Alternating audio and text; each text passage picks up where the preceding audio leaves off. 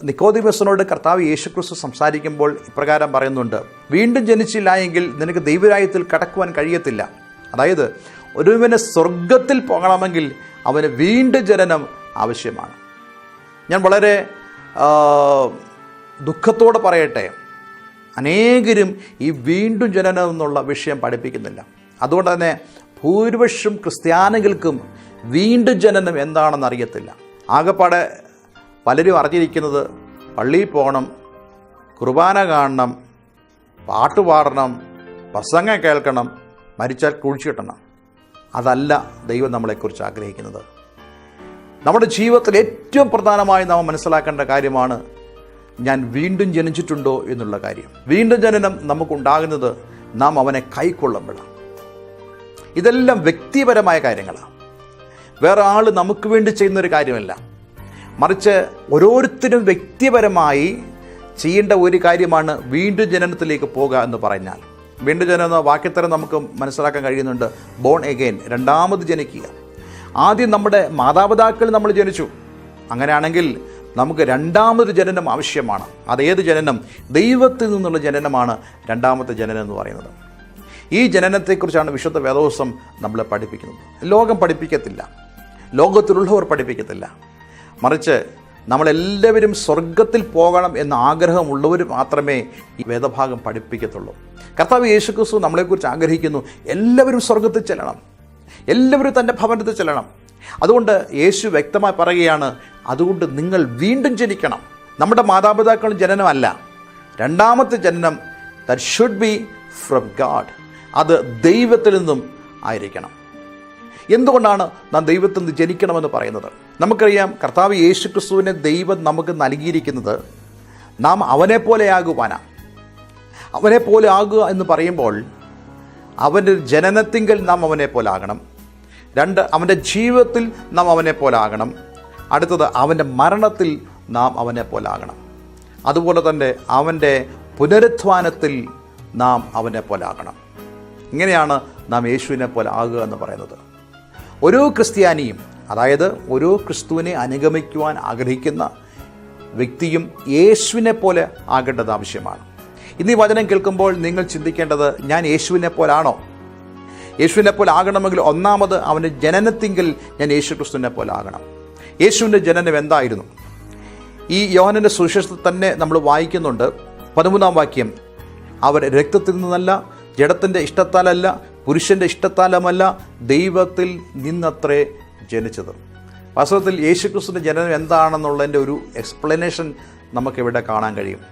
യേശുക്രിസ്തുവിൻ്റെ ജനനത്തിൻ്റെ പ്രത്യേകത, പുരുഷ സമ്പർക്കമില്ലാത്ത ജനനമായിരുന്നു യേശുക്രിസ്തുവിൻ്റെത്.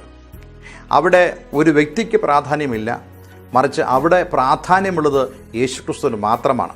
മറിയ എന്നുള്ള ആ സ്ത്രീയെ ദൈവം അതിനുവേണ്ടി തിരഞ്ഞെടുത്തു.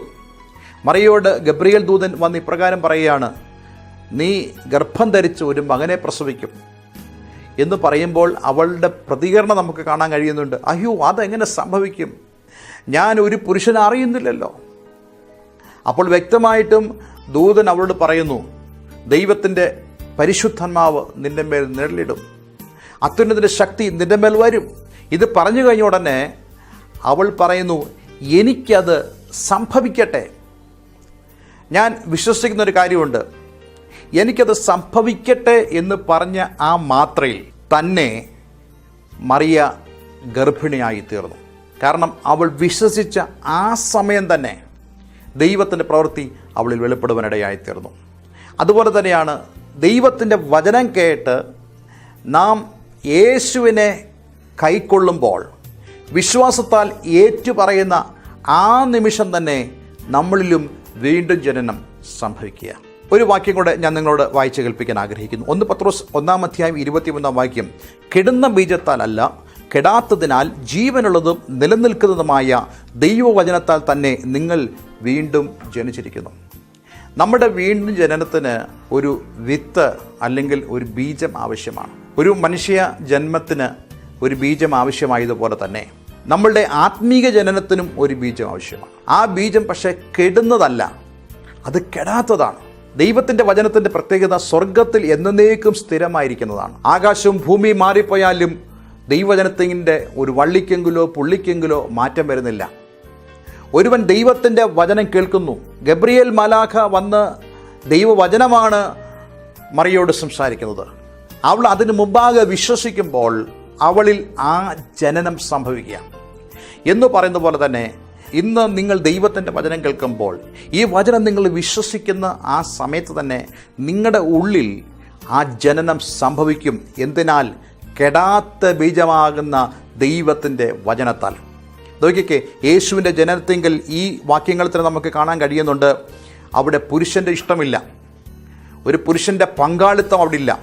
രണ്ടാമതായിട്ട് രക്തബന്ധമില്ല, അതുപോലെ തന്നെ ജഡത്തിൻ്റെ ഇഷ്ടമില്ല, മറിച്ച് അവൻ ദൈവത്തിൽ നിന്നത്രേ ജനിച്ചത്. അതുകൊണ്ട് നാമും ജനിക്കുന്നത് ദൈവത്തിൽ നിന്നാണ്. അതുകൊണ്ട് കർത്താവ് യേശുക്രിസ്തുവിനെ ഹൃദയം കൊണ്ട് വിശ്വസിക്കുകയും രക്ഷയ്ക്കായി നാവുകൊണ്ട് ഏറ്റുപറയുകയും ചെയ്യുമ്പോൾ നമ്മളിൽ ഒരു പുതുജനനം സംഭവിക്കുക. ഈ ജനനത്തിലേക്ക് വരുമ്പോൾ നമ്മൾ ആരായി മാറുന്നു? നാം ദൈവത്തിൻ്റെ മക്കൾ ആയി മാറുന്നു. പിന്നീട് നമ്മൾ പിശാചിൻ്റെ മക്കളല്ല, നാം ദൈവത്തിൻ്റെ മക്കളാണ്.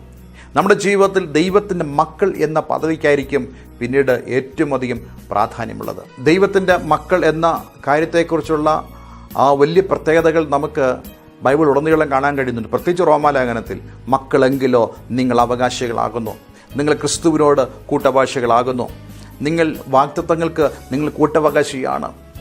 നാം ദൈവത്തിൻ്റെ മക്കളായി തീരുമ്പോൾ നമുക്ക് ലഭിക്കുന്ന പദവി എത്ര വലുതാണ്. പ്രിയമുള്ളവരെ, നാം ദൈവഭവനത്തിലേക്കാണ് പ്രവേശിച്ചിരിക്കുന്നത്. ദൈവത്തിൽ എന്തൊക്കെയുണ്ടോ അത് മുഴുവനും ഒരു ദൈവത്തിൻ്റെ ഭയത്തിനുള്ളതാണ്. നീ പ്രാർത്ഥിക്കുമ്പോൾ ദൈവം മക്കളുടെ പ്രാർത്ഥനയായിട്ട് ദൈവം അത് അംഗീകരിക്കുന്നു. ദൈവം നമ്മുടെ പ്രാർത്ഥന കേൾക്കുന്നു. ആ മക്കൾ എന്ന പദവിയിൽ നമുക്ക് ജീവിക്കുവാൻ സാധിക്കുന്നു. അതുകൊണ്ട് എന്നെ കേൾക്കുന്ന ആരെങ്കിലും ഈ വീണ്ടും ജനന അനുഭവത്തിലൂടെ കടന്നുപോയിട്ടില്ല എങ്കിൽ തീർച്ചയായിട്ടും നിങ്ങളുടെ ജീവിതത്തിൽ ഈ വീണ്ടും ജനന അനുഭവം ഉണ്ടാകട്ടെന്ന് ഞാൻ ആഗ്രഹിക്കുന്നു, പ്രാർത്ഥിക്കുന്നു. അതുകൊണ്ട് എന്നോടൊപ്പം ആർക്കെങ്കിലും ഈ വീണ്ടും ജനന അനുഭവത്തിലേക്ക് പ്രവേശിക്കാൻ ആഗ്രഹമുണ്ടെങ്കിൽ തീർച്ചയായിട്ടും നമുക്ക് ഒരുമിച്ച് പ്രാർത്ഥിക്കാൻ കഴിയുമാറാകട്ടെ. നമ്മുടെ കണ്ണുകളടയ്ക്കാം, ദൈവസ്ഥ നമുക്ക് പ്രാർത്ഥിക്കാം. സ്വർഗസ്ഥനായ ഞങ്ങളുടെ പിതാവേ, ഞാൻ പാപിയാണ്, അങ്ങ് വിശുദ്ധനാണ്. കർത്താവേ, ഞാൻ ഇരുളിൽ വസിക്കുന്ന നിമിത്തം എനിക്ക് അങ്ങയിലേക്ക് വരുവാൻ കഴിയാത്ത അവസ്ഥ ഉണ്ടായിരിക്കുന്നു. എന്നാൽ അങ്ങയുടെ പുത്രനായ യേശു എൻ്റെ പാപങ്ങൾക്ക് വേണ്ടി മരിച്ചുവെന്ന് ഇന്ന് ഞാൻ വിശ്വസിക്കുന്നു. യേശു എനിക്കായി മരിച്ച് അടക്കപ്പെട്ട് മൂന്നാം ദിവസം ഉയർത്തെഴുന്നേറ്റുവെന്ന് ഞാൻ വിശ്വസിക്കുന്നു. തന്മൂലം ഇപ്പോൾ എനിക്ക് പാപത്തിന് ശമ്പളമായ നിത്യ നരകത്തിൽ നിന്നും നിത്യ സ്വർഗത്തിലേക്ക് എനിക്ക് പ്രവേശനമുണ്ടെന്ന് ഞാൻ അറിയുന്നു. യേശുവേ, അങ്ങ് എൻ്റെ കരം പിടിച്ച് എന്നെ സ്വീകരിക്കണമേ. ഇന്നു മുതൽ അങ്ങൻ്റെ രക്ഷകനും കർത്താവും ദൈവമായിരിക്കുമെന്ന് ഞാൻ പൂർണ്ണമായും പ്രതിജ്ഞ ചൊല്ലുന്നു. യേശുവിൻ നാമത്തിൽ തന്നെ. ആമേൻ.